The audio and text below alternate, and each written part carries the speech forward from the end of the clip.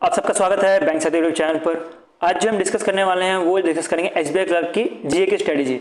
अब तक आपने रिजल्ट तो देख ही लिया होगा, तो रिजल्ट क्लियर करने के बाद कुछ स्टूडेंट होंगे जो तैयारी कर रहे होंगे, कुछ स्टूडेंट होंगे जो प्रीलिम्स के बाद ही तैयारी करना चालू कर दिए होंगे और कुछ स्टूडेंट होंगे जो प्रीलिम्स से पहले भी तैयारी कर रहे होंगे। तो वैसे ही हमने तीन कैटेगरी में चीज़ें बांटी हुई है। जैसे कि कैटेगरी 1 वाले स्टूडेंट होंगे वो ए कैटेगरी में आएंगे, जिन्होंने प्रीलिम्स से पहले ही जो है करंट अफेयर्स पढ़ना चालू कर दिया था। उसका कैटेगरी बी वाले स्टूडेंट की बात करें तो उन्होंने प्रीलिम्स दिया, तब उनको लगा कि मेरे मार्क्स अच्छे आ रहे हैं तो मेरा तो प्रीलिम्स क्लियर हो जाएगा, तब उन्होंने पढ़ना चालू किया। एक कैटेगरी सी वाले स्टूडेंट है जो अभी भी स्टार्ट कर रहे हैं, तो सबसे खतरनाक कैटेगरी है कैटेगरी सी वाले स्टूडेंट ही है, जिन्होंने प्रीलिम्स रिजल्ट क्लियर होने के बाद जो है तैयारी करना चालू किया। तो हम एक एक कैटेगरी लेते हुए चलेंगे और एक एक कैटेगरी के लिए जो है अलग अलग जीए की स्ट्रेटजी होनी चाहिए। अब हम जीए की स्ट्रेटजी पढ़ने से पहले हमें यह समझना पड़ेगा कि एसबीआई क्लर्क का पैटर्न क्या होता है और एसबीआई क्लर्क में क्वेश्चन कैसे पूछे जाते हैं और कितने महीने से पूछे जाते हैं। और इसके साथ ही आपको एक और चीज पता होगी कि बैंक की एग्जाम की बात करें तो बैंक के एग्जाम जो है टोटल 6 महीने करंट अफेयर्स पढ़ के जाओ तो लगभग अच्छे खासे क्वेश्चन जो है अटेम्प्ट हो जाते हैं। और एसबीआई में भी सेम चीज़ है, एसबीआई में भी यही होता है कि अगर आप 6 महीने करंट अफेयर्स पढ़ के जाओगे तो आपके अच्छे खासे जो है एसबीआई क्लर्क में अटेम्प्ट हो जाएंगे और इवन आप स्कोर भी बहुत ज़्यादा अच्छा हो जाता है जीए में।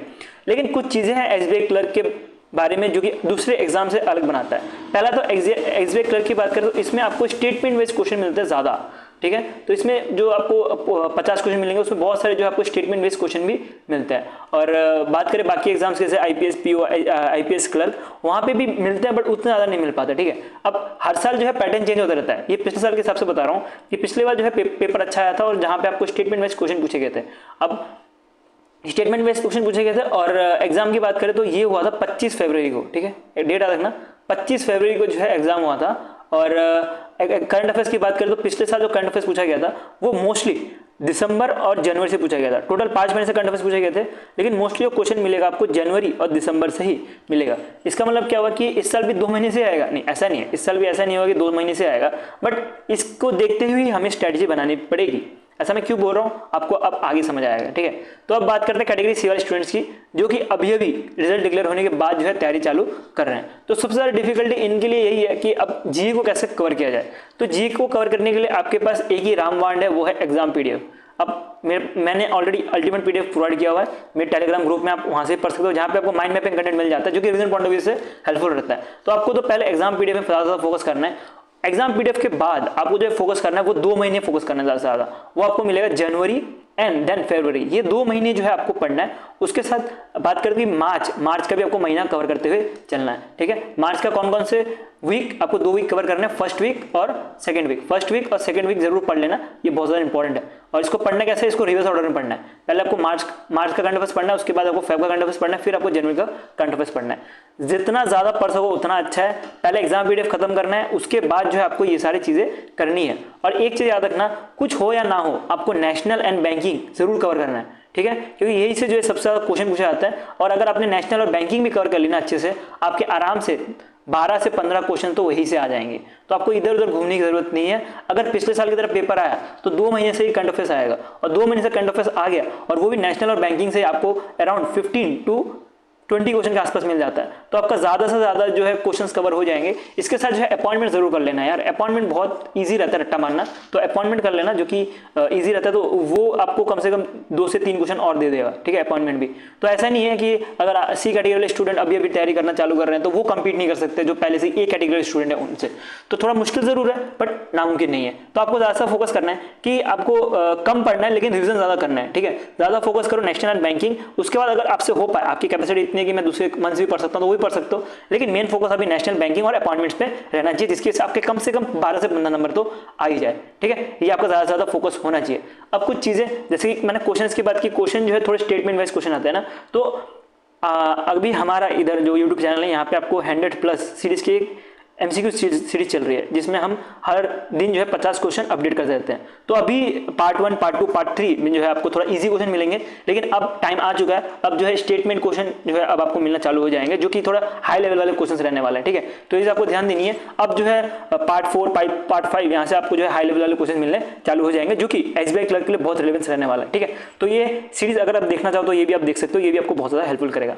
नेक्स्ट कैटेगरी की बात करें, जो कैटेगरी बी है, जिन्होंने एग्जाम दिया और उसके बाद प्रीलिम्स देने के बाद उनको लगे कि मेरा तो एग्जाम क्लियर हो जाएगा, वो कैटेगरी स्टूडेंट जो है ऑलरेडी जनवरी और फरवरी वाला मंथ तो उन्होंने पढ़ के रखा होगा, ठीक है, ये 2 मंथ तो डेफिनेटली इन्होंने पढ़ के रखा होगा, इसके साथ अभी ये मार्च वाला महीना भी पढ़ के रखा होगा। तो इनके लिए क्या इंपॉर्टेंट है कि इनके लिए इंपॉर्टेंट है कि ये जनवरी फरवरी मार्च इसके साथ और जो पिछले वाले महीने हैं जैसे कि अक्टूबर हो गया, नवंबर हो गया और दिसंबर हो गया, ये भी जो है कवर करते हुए चले। अक्टूबर नवंबर दिसंबर की बात करें तो इधर जो है आपको ज्यादा से ज्यादा फोकस करना है कि जो नेशनल और बैंकिंग है वो कवर हो जाए, और बाकी जो महीने रह गए हैं, बाकी जो 3 महीने जो फोकस महीने जहां से एसबीआई क्लर्क ज्यादा क्वेश्चन पूछा जा सकता है, इसमें आपको फोकस करना है कि इसमें आपको पूरा डिटेल में जो है पूरा का पूरा करंट अफेयर्स पढ़ना है, ऊपर ऊपर से नहीं, पूरा डिटेल में पढ़ना है, एक एक चीज जो है आपको अच्छे से पढ़नी है, ठीक है। और कोशिश करना डेफिनेटली कोशिश करना कि ज्यादा से ज्यादा जो है मंथली से पढ़ा जाए, क्योंकि मंथली से पढ़ना ज्यादा इजी रहता है एज कम्पेयर टू वीकली। उसके साथ जो है ज्यादा से ज्यादा क्वेश्चन लगाओ, ज्यादा Q&A पीडीएफ से आप क्वेश्चन लगा सकते हो, या तो क्विजेस जितना ज्यादा लगा सकते हो उतना ज्यादा आपको बेनिफिट करेगा, ठीक है। और एक ही चीज़ है कि ज़्यादा से ज़्यादा जो रिवीजन करनी है, तभी जो है आपका भी ज़्यादा से ज़्यादा आपको चीज़ याद रहेगी, तभी जो आप स्टेटमेंट वाइज क्वेश्चन भी कर पाओगे, ठीक है। और बात करके एग्जाम पीडीएफ के बारे में, तो एग्जाम पीडीएफ आप एक बार पढ़ लेना, उसके बाद उसको छोड़ देना, उसको छूना ही नहीं है। उसके बाद लास्ट के जो 3 से 4 दिन रह जाएंगे तब जाके आपको एग्जाम पीडीएफ उठाना है, और उसके बाद जो आपको एग्जाम पीडीएफ से पूरी की पूरी तैयारी करनी है। अभी आपको फोकस करना है ज़्यादा मंथली, और लास्ट के जो 1 से 2 दिन बाकी रहेगा लास्ट के, उसमें आपको फिर एग्जाम पीडीएफ पढ़ना है, उसके बाद जो है मंथली वो भी कवर करते हुए चलना है, ठीक है। इतना भी मुश्किल नहीं है, आप कर लोगे, जो बी वाले हैं वो तो कर लेंगे, जो सी वाले वो भी कर लेंगे, बस आपको थोड़ी सी ज़्यादा मेहनत करनी पड़ेगी बाकी दोनों कैटेगरी से। अब कैटेगरी 1 की बात करें तो कैटेगरी 1 जो है सबसे ज़्यादा सेफ कैटेगरी है, और सबसे ज़्यादा स्कोर करने की कैपेबिलिटी इनके ऊपर ही है, क्योंकि मैं उम्मीद कर रहा हूँ जो कैटेगरी 1 है वो पहले से तैयारी कर रहे हैं, तो इसका मतलब क्या, वो सितंबर से जो है तैयारी करते हुए आ रहे हैं, और अब जो है उन्होंने मार्च तक तैयारी कर ली होगी, ठीक है। और आपको जो है अप्रैल के फर्स्ट वीक तक जो है तैयारी करनी है, ठीक है, क्योंकि आपने ऑलरेडी तैयारी की और आपने इतना रिवीजन कर लिया होगा कि आपके लिए ईजी हो जाएगा सारे महीने पढ़ने। और इनके लिए भी ये सेम स्ट्रेटेजी रहने वाली है, कैटेगरी ए वालों के लिए भी, कि जनवरी और फरवरी में ज़्यादा फोकस करो, इसको डिटेल में पढ़ो, जनवरी फरवरी मार्च का जो महीना है इसको डिटेल में पढ़ो। बाकी जो महीने हैं जैसे अक्टूबर हो गया, नवंबर हो गया, दिसंबर हो गया, इसको डिटेल में नहीं भी पढ़ोगे चलेगा, ठीक है। और चलेगा मैं बोल रहा हूँ, इसका मतलब ये नहीं कि आप इसको छोड़ दो, इसको भी कवर करना है, लेकिन इसमें ज़्यादा फोकस करना है आपको बैंकिंग और नेशनल, बैंकिंग और नेशनल ये जहाँ से ज़्यादा सब क्वेश्चन बचते हैं, तो आपको ज़्यादा से ज़्यादा ये दोनों में ज़्यादा फोकस करना है, किसमें, नेशनल और बैंकिंग। इसके साथ मैंने ऑलरेडी आपके लिए जो स्कीम वाला पीडीएफ वो प्रोवाइड किया हुआ है, तो स्कीम वाला पीडीएफ पढ़ के भी आपको बहुत ज़्यादा बेनिफिट हो जाएगा। और इसके बाद एक और चीज़ मुझे बहुत अच्छी लगी ग्रुप में, कि मैंने ग्रुप में पोस्ट डाला था कितने लोग का जो प्रीलिम्स क्लियर हुआ है, तो 75% से भी ज़्यादा लोगों का जो है प्रीलिम्स क्लियर हुआ है, वो भी मेरे ग्रुप से, जो कि बहुत अच्छी चीज़ है कि बहुत ज़्यादा लोग जो है मात्रा में जो है क्लियर किए हैं। और इवन इसमें से कुछ 10 से 12% तो ऐसे हैं जो अब तक जो है अपना रिजल्ट देख नहीं पाए हैं, ठीक है। तो मेरे ख्याल से ये 80% या 85% के आसपास हो जाएगा, क्योंकि हमारे यहाँ से ही जो प्रीलिम्स क्लियर किए हैं। मैंने कुछ मेहनत नहीं की, मैं एज अ जे टीचर हूँ, उनकी खुद की मेहनत है। बस एक अच्छी बात है कि इन्होंने इतना 85% क्लियर किया, तो ये जो है करंट अफेयर्स पढ़ेंगे, तो इसी के लिए मैं जो है आपके लिए ये स्ट्रेटजी वाला वीडियो लेके आया हूँ, ठीक है।